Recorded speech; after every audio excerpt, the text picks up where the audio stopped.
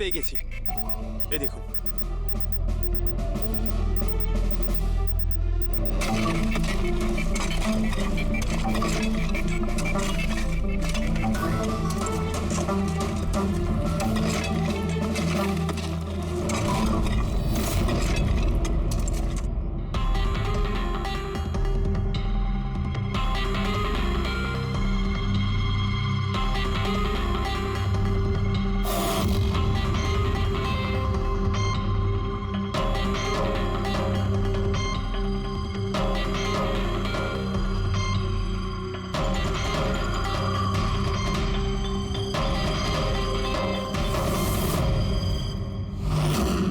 Sir এই লাশটা তো পুরোপুরি কঙ্কাল হয়ে গিয়েছে, একে চিনতে পারবো কিভাবে? ডক্টর সালুখে আছে তো? এই লাশটাকে চেনার জন্য ডক্টর সালুখের কোনো প্রয়োজন নেই। এই কঙ্কাল নিজেই তার পরিচয় বলে দিচ্ছে। এই দেখো, এর দাঁতের মাঝখানে গ্যাপ আছে। কলেজের ওয়াচম্যান শৈলেশ কুমার। স্যার আশ্চর্য ব্যাপার, পার্কিং লটে দুটো লাশ পাওয়া গেল আর কেউ এটার ব্যাপারে কিছু জানেই না। You are right. কারোর তো এটা জানা উচিত ছিল।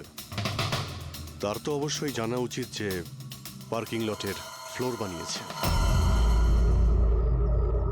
কলেজের কম্পাউন্ডের মধ্যে দুটো লাশের কঙ্কাল পাওয়া গেছে, আর আপনারা কিছু জানেনই না। কি না স্যার? আচ্ছা, যে পার্কিং লটের যে কাজ হয়েছে এখানে, মানে এই মেঝে বা এই সব কিছু, এগুলো কবে হয়েছিল কিছু বলতে পারবেন? এগুলো তো 7ই আগস্ট 2015। মানে 2 বছর আগে, যে সময় আর্থ মারা গিয়েছিল, মানে তার আশেপাশেই। মানে যেই এই কংক্রিটের কাজটা বা মাটি ভরার কাজটা করেছে, ও জানতো যে ও দুটো লাশের ওপর মাটি ফেলছে। হ্যাঁ, এই সমস্ত কাজ এখানে কে করেছিল? রাম আদর্শ আমাদের কলেজের কন্ট্রাক্টর, এসব কাজ ওই করে থাকে। ওই কন্ট্রাক্টর যে অফিসের পেন্টিং করেছিল? আগে হ্যাঁ, এই পার্কিং লট আর মাটি ঢালার কাজ ওই করেছে স্যার। এই রাম আদর্শ থাকে কোথায়? লোকটা তো দেখছি বাড়িটা বেশ ভালোই হাঁকিয়েছে। একজন কন্ট্রাক্টরের এত বড় বাড়ি।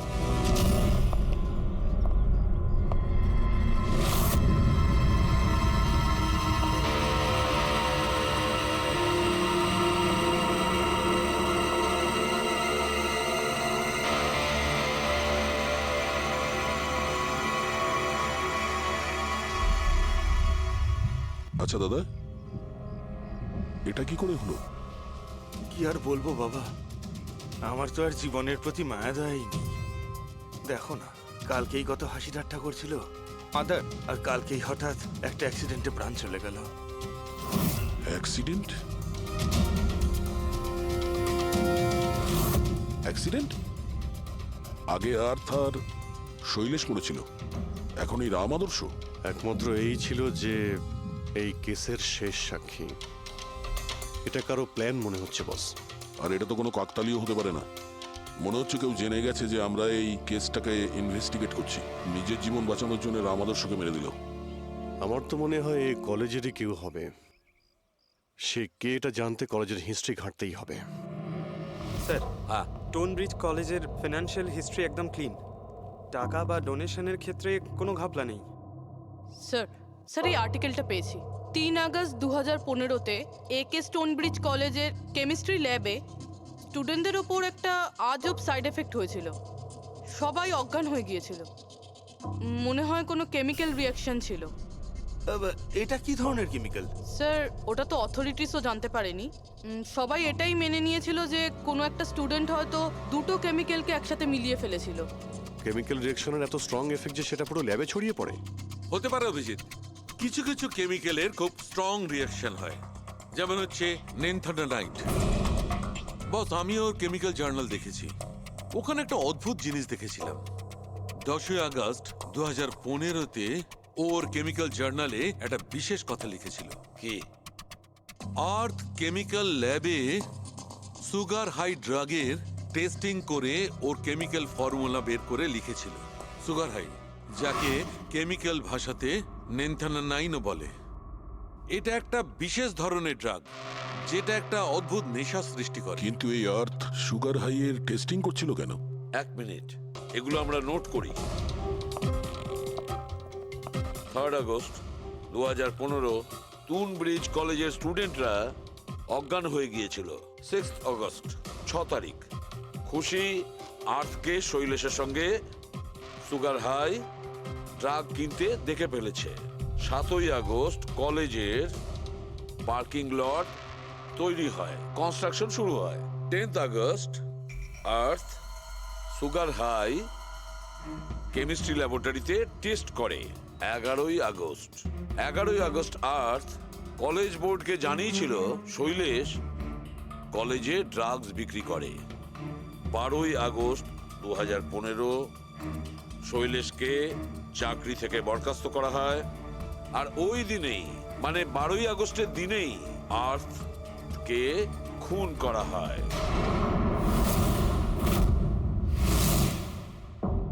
হয়ে গেছে? কি বুঝতে পারলে? স্যার, এতে পুরো গল্পটাই বোঝা যাচ্ছে।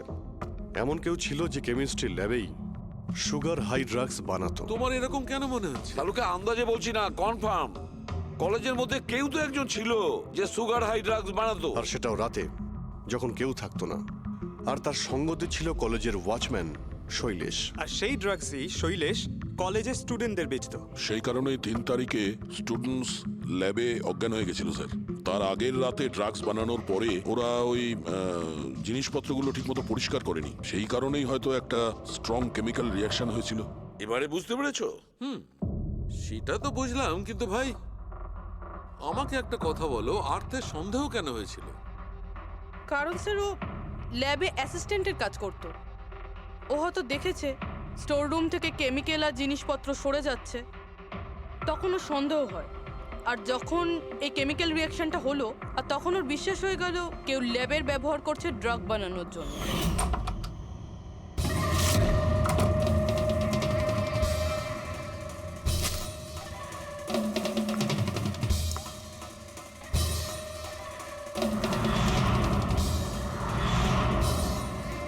তারপর 10 তারিখে আর্থ ল্যাবে সুগার হাইয়ের টেস্ট করেছিল, এইটা জানার জন্য যে ওগুলো সত্যি সত্যি ড্রাগস কিনা।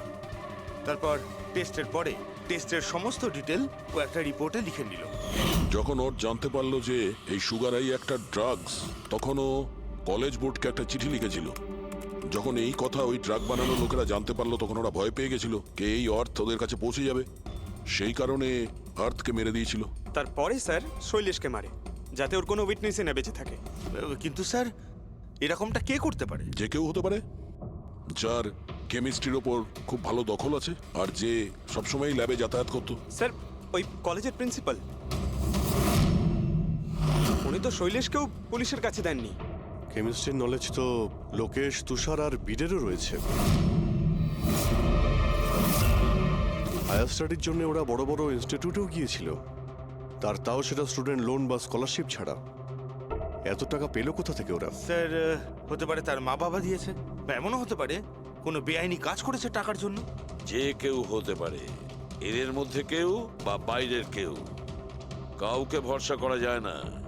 একটা কথা, এই আপনাদের এই খুশির ওপর ভরসা আছে স্যার? কেন দা? মানে যদি এই খুশি ভরসা করার মতন হয়, তাহলে আমার কাছে একটা প্ল্যান আছে। কিরকম প্ল্যান? আর্থ, শৈলেশ আর রাম আদর্শ তিনজনেই মারা গেছে। আর তোমার ষড়যন্ত্র আমি সব জানি।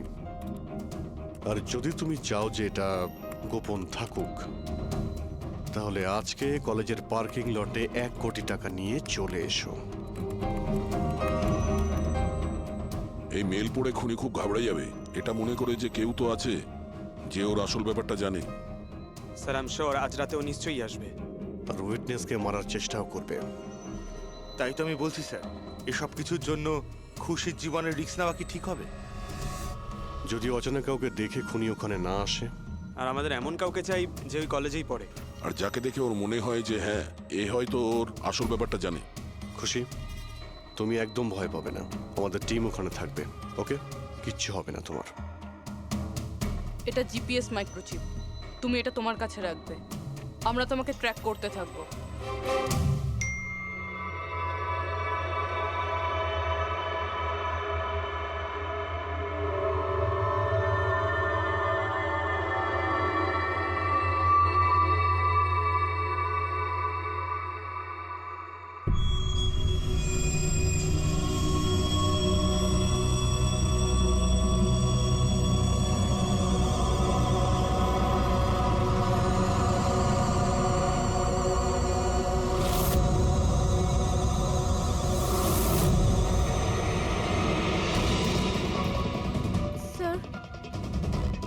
আপনারা কাউকে দেখতে পেলেন কি? না, এখনো পর্যন্ত না। ঘাবড়িও না, তুমি শুধু অ্যালার্ট থেকো ব্যাস। তুমি একদম ভয় পাবে না, আমরা তোমার আশেপাশেই আছি, বুঝেছো? ওকে ওকে স্যার।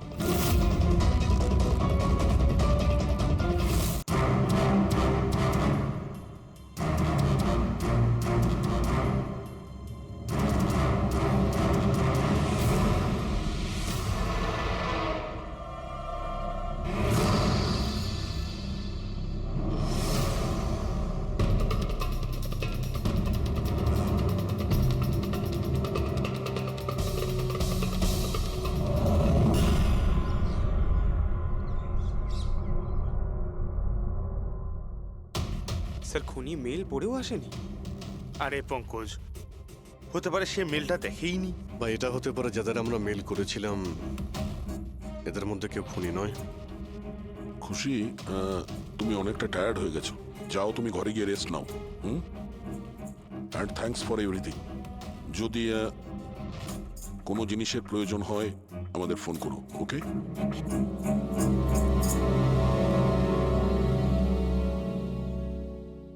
ভাই, এরকম হতেই পারে না যে ওরা মেল পাওয়ার পরে ওখানে চেক করতে আসবে না।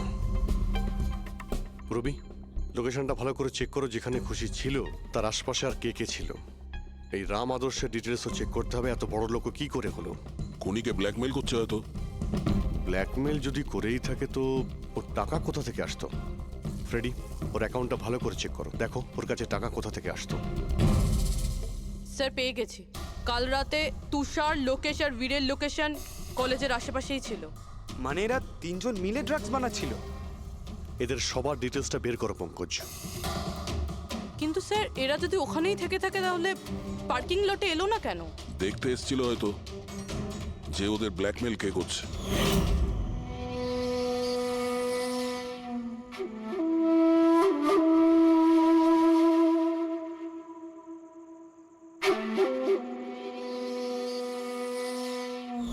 আর ওরা হয়তো খুশিকে দেখে ফেলেছে, ওকে কেউ মেরে ফেলতে পারে। ফোন করো ওকে। number you have called is currently switched off. Switch off আসছে। Switched off? স্যার এই তো 2 মিনিট আগেও ফেসবুকে একটা স্ট্যাটাস আপডেট করলো, need a break, going on holiday. তাহলে ফোনটা সুইচ অফ হলো কি করে? আচ্ছা, খুশির কিছু ওই চিপ যেটা আমরা দিয়েছিলাম সেটা হয়তো ওর কাছেই আছে। ওর লোকেশন ট্র্যাক করো, কোথায় আছে। স্যার, এই রাম আদর্শর রাম কাহিনী আমার মাথায় ঢুকে গেছে। 2রা আগস্ট 2015-র পরে ও একটার পর একটা বড় বড় গভর্নমেন্ট প্রজেক্ট পেতে থাকে এবং তার ফলেই ও আজকে এত বড় লোক। আর এই সমস্ত প্রজেক্ট দিয়েছিল একটাই লোক, প্রণব, কলেজের চেয়ারম্যান। স্যার একটা শকিং নিউজ আছে, প্রণব তুষারের আঙ্কেল। মাই গড, এর মানে হলো তুষার আর তার বন্ধুরা এই কলেজে ড্রাগ বানাচ্ছে আর প্রণব ওদের প্রশ্রয় দিচ্ছে। আর এখন ওরা খুশিকে মারতে চাইছে। স্যার স্যার খুশির লোকেশন খুঁজে পেয়েছি।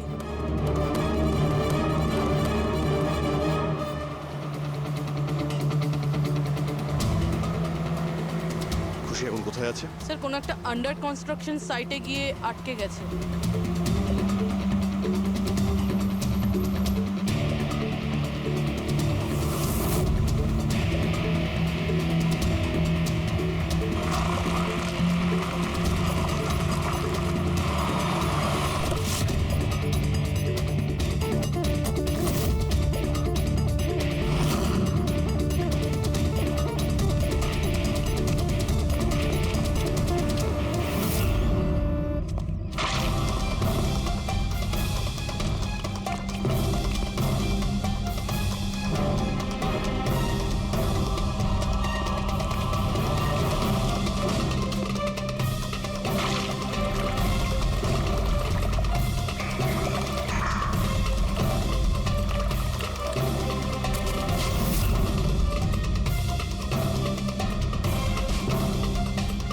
একদম টাটকা সিমেন্ট।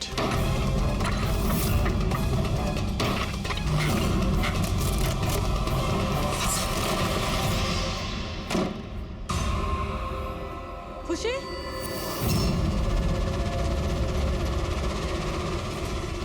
খুশি? খুশি? স্যার স্যার এ বেঁচে আছে।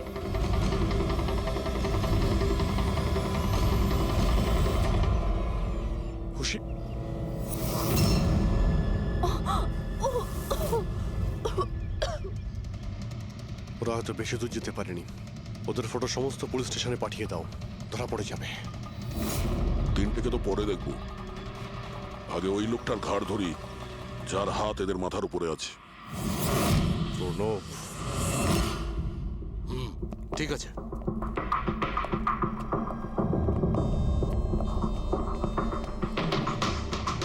আপনারা?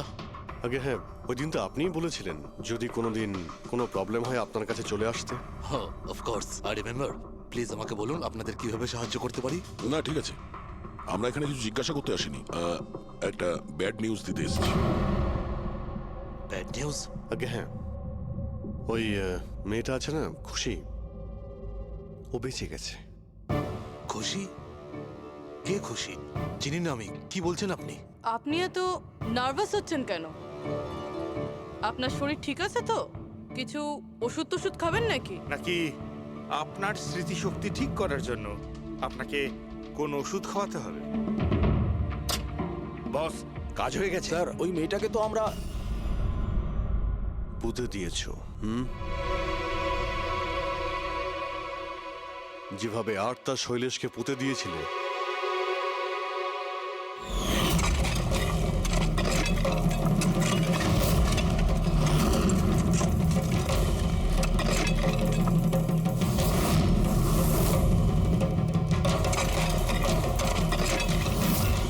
অন্তত ওই জুতোর থেকে ওই সিমেন্টগুলো তো পরিষ্কার করে নিতে, যার নিচে ওই মেয়েটাকে কবর দিয়েছো। হ্যাঁ, আর ওকে আমরা বাঁচিয়েও নিয়েছি। বলুন প্রণব বাবু, কিছু বলবেন আপনি? আমি অনেক টাকা কামাতে চেয়েছিলাম, আর তার জন্য সব থেকে সহজ উপায় ছিল ড্রাগস। আর আজকালকার ছেলে মেয়েদের এই নেশা করতে বেশি সময় লাগে না। আর তারপর আমি ড্রাগস বাইরে থেকে নিয়ে এসে আমার স্টুডেন্টদের বিক্রি করতে চাইনি। এই জন্য আপনি নিজেই ড্রাগস বানানো শুরু করে দিলেন এই কলেজের ল্যাবে। আর ওগুলো বিক্রি করার দায়িত্ব দিয়ে দিলে ওয়াচম্যান শৈলেশকে। আর আর্থ যখন তোমার সত্যিটা জানতে পেরে যায়, তখন তুমি ওকে মেরে ফেলো। আর শৈলেশকেও মেরে দিয়েছেন যাতে কোনো উইটনেস না থাকে। হ্যাঁ, তোমার কি মনে হলো আর্থের ফোনটাকে এখানে ওখানে পাঠিয়ে দিলেই পুলিশ বোকা বনে যাবে? হ্যাঁ, তোমাদের মধ্যে সেই মহান ব্যক্তিটি কে যে আর্থের মোবাইল নিয়ে ভারত ভ্রমণ করতে বেরিয়েছিল? ও, সেটা তুমি ছিলে? হ্যাঁ, সোশ্যাল মিডিয়াতে ফটো আপলোড করার খুব শখ না তোমার? অনেক শহর তুমি ঘুরেছ, কিন্তু আসামি যতই ঘুরুক শেষে তাকে একটাই জায়গায় আসতে হয়, জেল। তোমরা তিনজন সেখানেই যাবে। আর খুব তাড়াতাড়ি তোমার ভাইপো তুষার আর তার দুজন সঙ্গী লোকেশ আর বীর, ওরা ওখানে চলে আসবে। হ্যাঁ,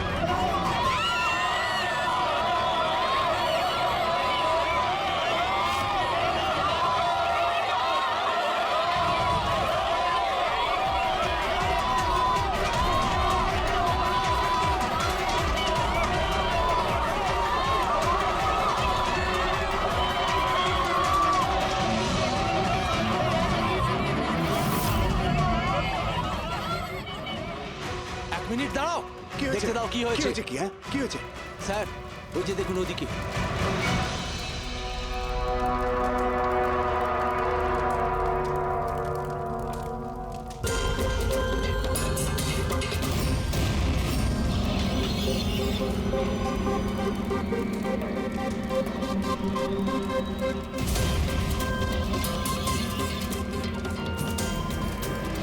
স্যার। তার মানে হলো যে ও হুমকিটা সত্যি, সেটা কোনো ইয়ার্কি নয়। কিন্তু এ কে? মনে হয় এ সুইসাইড বম্বার। সিআইডিকে ফোন করো।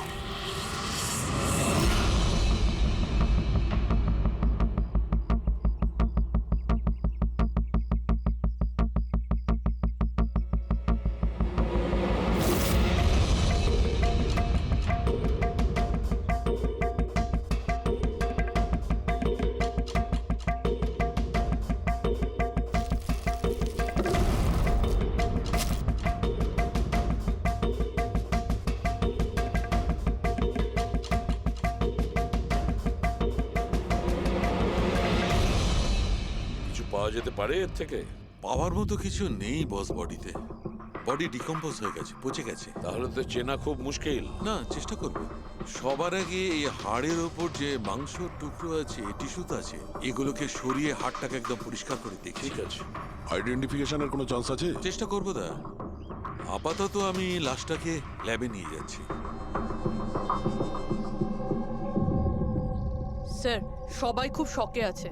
কলেজের প্রিন্সিপাল বলছিল কিছুদিন আগে কলেজে হুমকি এসেছিল। কি? Bomb threat sir. কেউ স্টাফ রুমের দেওয়ালে লিখে দিয়েছিল যে এই কলেজটা বন্ধ করো, না হলে এখানে ব্লাস্ট হবে। পুরো কলেজটাকে উড়িয়ে দেওয়ার হুমকি, আর এত ছোট একটা ব্লাস্ট। হয়তো ওর হুমকির একটা ছোট ডেমো। কিন্তু এটা কি ধরনের বোম? সাধারণত যেখানে ব্লাস্ট হয় সেখানে লোহার গুঁড়ো পাবে, কাঁচের গুঁড়ো পাবে, পেরেক পাবে, ধারালো সব জিনিস পাবে। তার কারণ হলো যতটা সম্ভব ক্ষতি করা। ফ্রেডি, একবার দেখাও তো।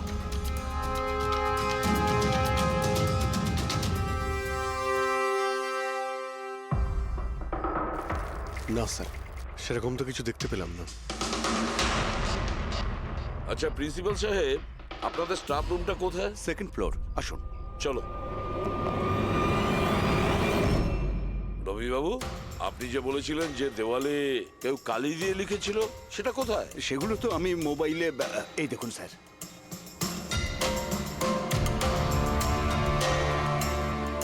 তো আপনারা তো তাড়াতাড়ি কি ছিল এই দেওয়ালটা রং করার? সমস্ত স্টাফেরা খুব ঘাবড়ে গিয়েছিল, সবাই চিন্তা করছিল, আর কলেজের পরিবেশ খারাপ হচ্ছিল। তার উপর এক্সামিনের সময় এসে গেছিল, সেই জন্যই আমি মুছে দিয়েছি। কিন্তু এই পেনটা কে করেছে? ওই তো আমাদের রাম আদর্শ, আমাদের কলেজের কন্ট্রাক্টর, ওই করেছে রং। আমি ভাবলাম যে যদি এই লেখাগুলো মুছে দিই, সবাই কাজে মন দিতে পারবে। আপনি যখন এই হুমকির কথা জানলেন তখন পুলিশে গিয়ে কমপ্লেন করেননি কেন? স্যার, করেছিলাম, পুলিশ এসেও ছিল। ওনারা অনেক জিজ্ঞাসাবাদ করলেন, তারপর ওনারা বলে দিলেন হয়তো কেউ এটা দুষ্টুমি করেছে, তারপর চলে গেলেন। আপনাদের কলেজের করিডোরে সিসিটিভি ক্যামেরা লাগানো আছে না? তো চলুন আমরা গিয়ে দেখি ভিডিও ফুটেজটা, জানা যাবে কে এসেছিল ভেতরে। আমরা ফুটেজ দেখেছি স্যার। কি দেখেছেন? যত লোক বাইরে থেকে ভেতরে এসেছিল আর গিয়েছিল, তারা হয় প্রফেসর বা স্টাফেরা, বাইরের তো কোনো লোকই আসেনি। কারো যদি হুমকি দেওয়ারই হয় তো সে স্টাফ রুমে কেন লিখতে যাবে? আপনার রুমেও লিখতে পারতো, বা কলেজের যে মেন গেট রয়েছে সেখানেও সে লিখতে পারতো।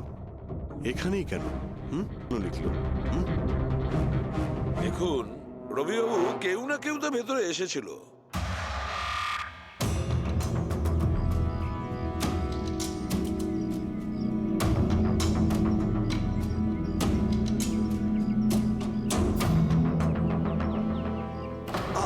আরে স্যার, স্যার, অভিজিৎ, অভিজিৎ, কি করছো তুমি?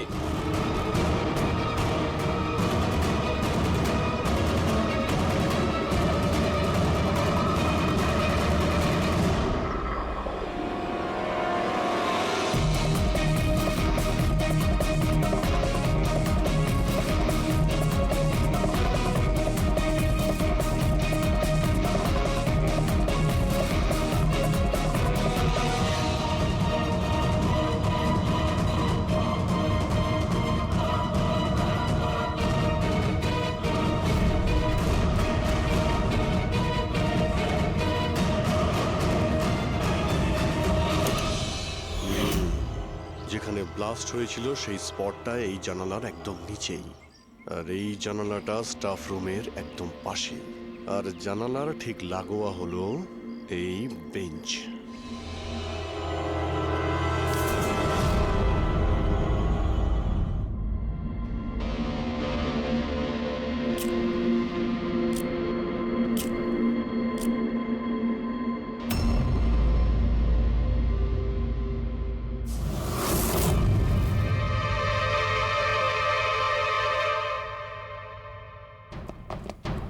স্যার ক্লাসরুমে যদি ঢুকতেই হতো ওই দরজাটা দিয়ে ঢুকতেন।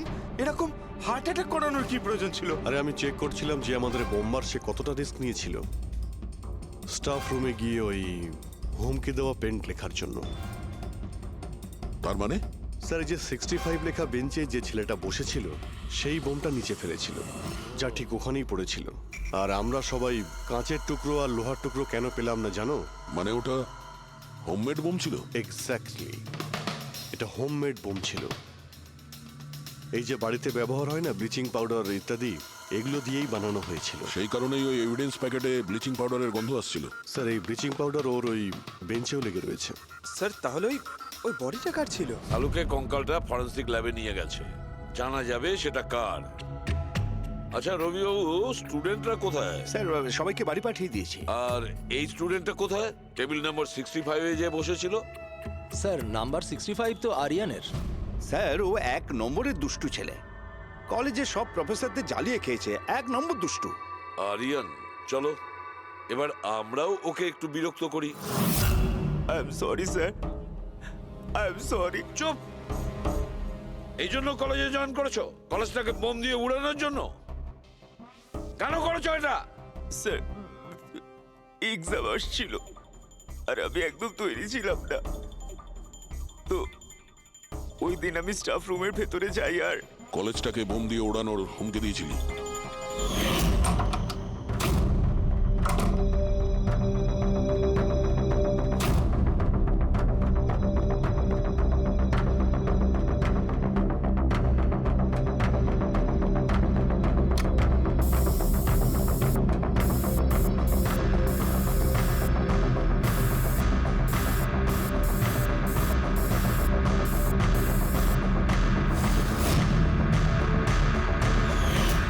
আমি ভেবেছিলাম যে এতে কলেজ ম্যানেজমেন্ট ভয় পেয়ে যাবে আর এক্সামকে পোস্টপোন করে দেবে, যাতে আমি আরেকটু সময় পেয়ে যাই তৈরি হতে। আচ্ছা এইসব বোম টোম বানানো তুমি কোথা থেকে শিখেছো? স্যার ইন্টারনেট থেকে শিখেছি, ওখানেই সব ইনফরমেশন পাওয়া যায়। স্যার ওখান থেকে যে কেউ বোম বানানো শিখতে পারে, আমিও তাই করেছিলাম। আর এক্সামের দিন ক্লাসরুমে আমি এক্সাম শুরু হওয়ার আগে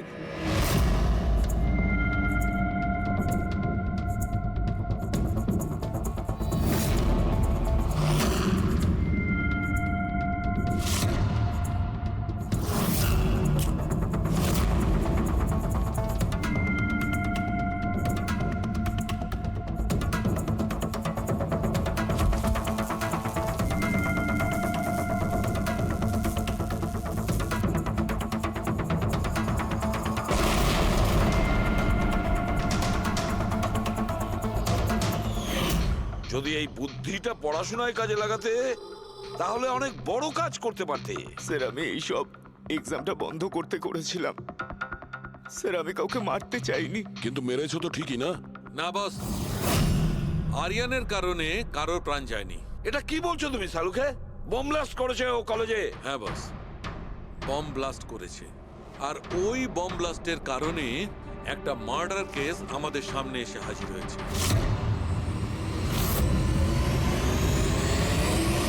এটা কি বলছো তুমি সালুকে? বম ব্লাস্ট করেছে ও কলেজে? হ্যাঁ বস, বম ব্লাস্ট করেছে। আর ওই বম ব্লাস্টের কারণে একটা মার্ডার কেস আমাদের সামনে এসে হাজির হয়েছে। বস, যেখানে আমরা ওই ব্লাস্ট সাইটের পাশে কঙ্কাল পেয়েছিলাম, ওই কঙ্কালটা আসলে 22 থেকে 24 বছর বয়সের একটা ছেলের লাশ, যার মৃত্যু আজ থেকে 2 বছর আগে হয়েছিল। কি 2 বছর আগে? হ্যাঁ।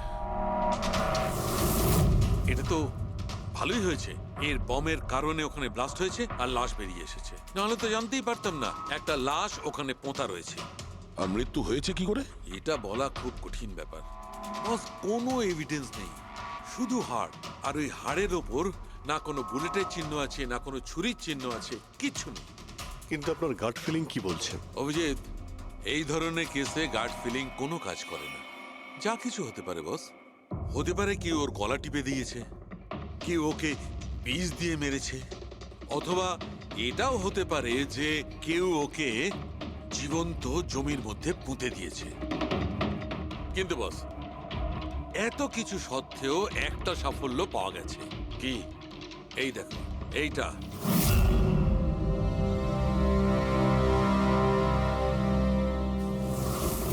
এই সেই ছেলেটা? হ্যাঁ স্যার, এই কলেজে প্রিন্সিপাল হবার আগে আমি কেমিস্ট্রি টিচার ছিলাম।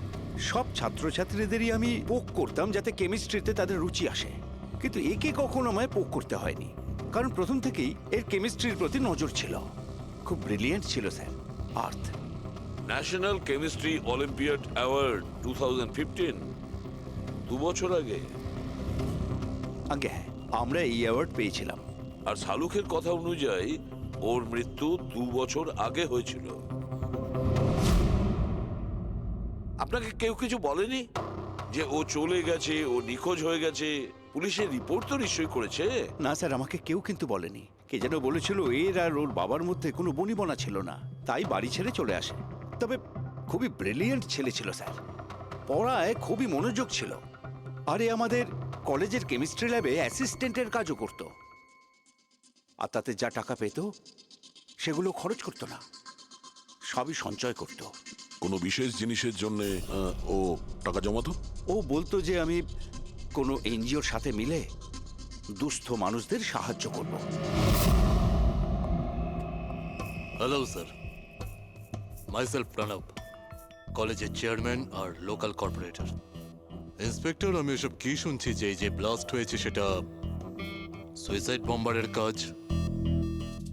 না, কোনো সুইসাইড বোম অ্যাটাক হয়নি, বরং একটা খুন হয়েছে। খুন? আগে হ্যাঁ, আর সেই খুনটা 2 বছর আগে হয়েছিল। আপনারই এক স্টুডেন্ট ছিল আর্থ, ওকেই খুন করা হয়েছিল। গড। ইন্সপেক্টর প্লিজ, আমাদের স্টুডেন্টের ওপর এর একটা খারাপ প্রভাব পড়ছে, আর আমি কলেজটা খুব তাড়াতাড়ি আবার খুলতে চাই। So please I request you, এই কেসটা যত তাড়াতাড়ি সম্ভব সলভ করুন। আমরাও এটাই চাই। Thank you. অ্যান্ড ইয়েস, আপনাদের কোনো রকমের কোনো সাহায্যের প্রয়োজন হলে একটুও দ্বিধাবোধ করবেন না, আমি যা করতে পারি করব। আপাতত শুধু ওর বাড়ির ঠিকানাটা দিলেই হবে। স্যার, আমার মনে হয়েছিল ও আমার উপর রেগে আছে, আমার উপরে অভিমান করেছে। হয়তো ওর রাগ কমে গেলে নিজের থেকেই বাড়ি ফিরে আসবে, কিন্তু কি করে জানো সে ও? কিন্তু আমরা শুনেছি যে আপনাদের মধ্যে সবসময় নাকি কোনো না কোনো ঝামেলা হতো। হ্যাঁ স্যার, এখন রিয়েলাইজ করতে পারছি যে বেশিরভাগ ভুল আমিই করেছিলাম। আমি নিজেকে একজন ভালো বাবা করে তুলতে পারিনি। ও ঘর ছেড়ে কবে গেছিল আপনার মনে আছে? 12ই আগস্ট 2015। বলেছিল কলেজ যাচ্ছে, তারপর আর ফিরে এলো না। আপনি আপনার ছেলের বন্ধু বান্ধবদের জিজ্ঞাসাবাদ করেননি? হ্যাঁ স্যার, করেছিলাম, কিন্তু ওরা কিছু বলতে পারলো না। পুলিশে নিশ্চয়ই কমপ্লেন লিখিয়েছিলেন? প্রত্যেকটা স্টেটের খবরের কাগজে ওর হারিয়ে যাওয়ার খবর ছাপিয়েছিলাম, কিন্তু তাতেও কিছু হয়নি। আমরা ওর রুমটা কি একবার দেখতে পারি? স্যার, ও চলে যাওয়ার পর থেকে ঘরটা বন্ধই রেখে দিয়েছিলাম। যদি আপনারা মনে করেন যে এখান থেকে কিছু নিলে ওর খুনিকে ধরা সম্ভব হবে, তাহলে প্লিজ প্লিজ আপনারা নিতে পারেন।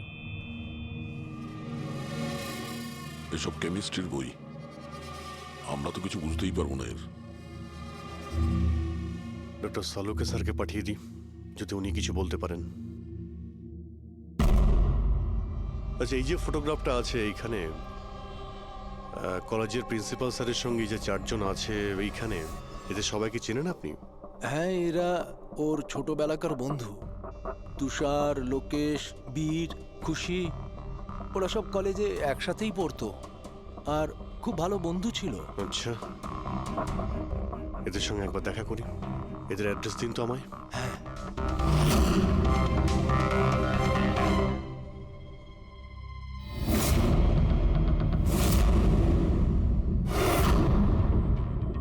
12ই আগস্ট 2015-র কিছুদিন আগে হ্যাঁ আমি জানি 2 বছর আগের কথা আমি বলছি। তোমরা একটু ঠান্ডা মাথায় ভেবে দেখো, দেখো কিছু মনে পড়ে কিনা, কি হয়েছিল। স্যার এক্স্যাক্ট কিছু তো আমার মনে নেই, কিন্তু 6 অগস্টের দিনটা আমার মনে আছে, কারণ ওই দিন আমার বার্থডে ছিল। আচ্ছা, আর ওই দিন আমি আর্থকে দেখেছিলাম। ও ও গেটওয়েকে কিছু পয়সা দিয়েছিল আর কিছু কিনেছিল ওর থেকে। গেটওয়ে? আমাদের কলেজে একে স্টোন ব্রিজের ওয়াচম্যান স্টুডেন্টদের খুব ফেভারিট ছিল। ওর সামনের দুটো দাঁতের মাঝখানে খুব বড় একটা ফাঁক ছিল। এই জন্যই আমরা ওকে গেটওয়ে অফ স্টোন ব্রিজ বলে ডাকতাম। এমনি তোর আসল নাম কি ছিল? জানি না স্যার, আমরা কোনোদিন কোনোরকম ভাবে ওকে জিজ্ঞেসই করিনি ওর নাম কি ছিল। হ্যাঁ স্যার, আমরা ওকে শুধু গেটওয়ে বলেই ডাকতাম। আর কিছু মনে আছে?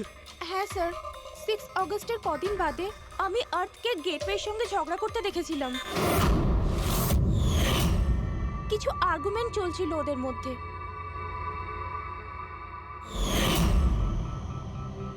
ঠিক আছে, তোমরা যেতে পারো, যদি দরকার পড়ে তোমাদের আবার ডাকবো।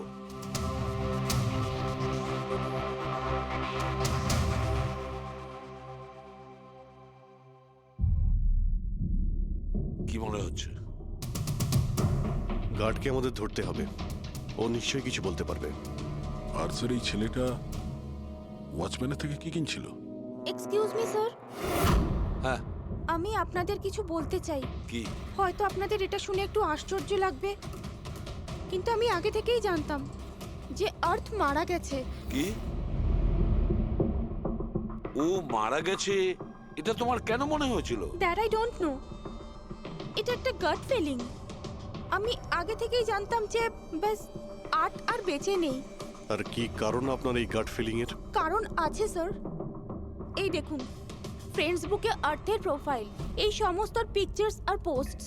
কিন্তু 12 অগস্টের পর ও যেটা পোস্ট করেছিল তাতে আমি কমেন্টস করেছিলাম, কিন্তু ও কোনো রিপ্লাই করেনি।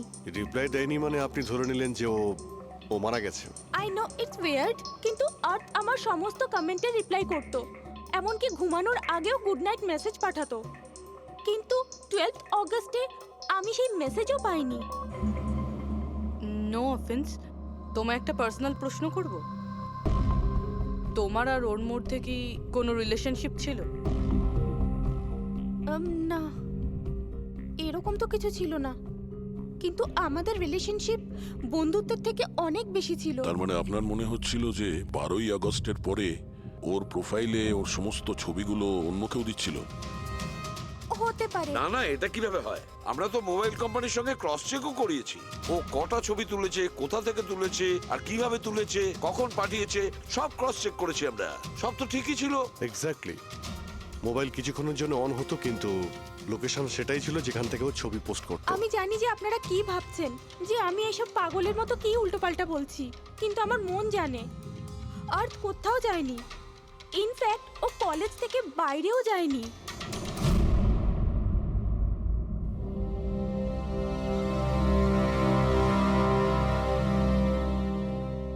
স্যার, হ্যাঁ স্যার এটা দেখুন,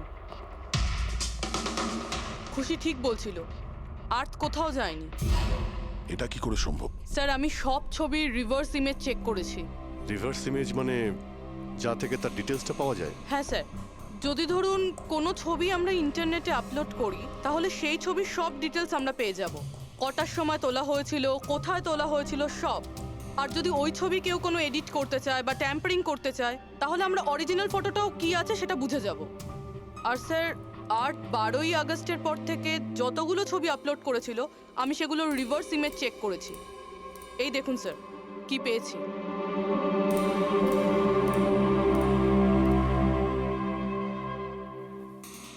ছবি তো একই, সেম লোকেশন, সেম টাইম, শুধু ওর জায়গায় অন্য কেউ দাঁড়িয়ে আছে। কেউ এডিট করে এটাকে এর জায়গায় আর্থের চেহারা লাগিয়ে দিয়েছে। এক্স্যাক্টলি। তার মানে ছেলেটা ওই সব জায়গায় যায়নি, বরং এ তো কলেজ থেকেই বাইরে যায়নি। ওই বেচারা তো 12ই আগস্ট 2015 মারা গিয়েছে। কিন্তু ওকে কে খুন করতে পারে? সেটা তো গেটওয়ে ওয়াচম্যানই বলতে পারবে। খোঁজ নিতে হবে কোথায় আছে। স্যার, প্রিন্সিপালের সঙ্গে কথা হলো, গেটওয়ের আসল নাম শৈলেশ স্যার। আচ্ছা স্যার 11ই আগস্ট 2015 আর্থ শৈলেশের বিরুদ্ধে কলেজের বোর্ডে একটা চিঠি লিখেছিল যে ও ড্রাগস বেচে, এই সুগার হাই ড্রাগস। আর 12ই আগস্ট ওকে চাকরি থেকে তাড়িয়ে দেওয়া হয়েছিল। ওটা হোক বা না হোক, নিশ্চয়ই শৈলেশের হাত আছে ওর খুনের ব্যাপারে। কলেজের লোকেরা ওর নামে কমপ্লেন করেনি পুলিশে? না স্যার, প্রিন্সিপালের নাকি দয়া হয়েছিল। শৈলেশ খুব গরিব মানুষ, একা ইনকাম করতো, তাই ওকে ছেড়ে দেওয়া হয়। আচ্ছা, বাড়ির লোকেরা কি বলছে শৈলেশের? শৈলেশের বাড়ির লোক এখান থেকে 600 কিলোমিটার দূরে একটা গ্রামে থাকে। শৈলেশের সাথে তো ওদের 2 বছর কোনো যোগাযোগই নেই। ওরা তো নিজেরাই ওকে খুঁজছে। কিন্তু ওর বাড়ির লোক জানতে পেরে গেছিল যে শৈলেশ ড্রাগ বিক্রি করে, তো ওরা এটা ভেবে নিয়েছে ওকে হয়তো পুলিশে ধরে নিয়েছে আর জেলে পড়ে রয়েছে। এ কিরকম ফ্যামিলি? খোঁজার একবার চেষ্টাও করেনি? এই শৈলেশ 2 বছর ধরে নিখোঁজ, একবারও বাড়ির লোককেও ফোনও করেনি। চাকরি থেকে তাড়িয়ে দিয়েছিল আর 2 বছর ধরে বাড়ি যায়নি, তাহলে গেল কোথায়? দয়া, আমি জানি শৈলেশ কোথায় আছে।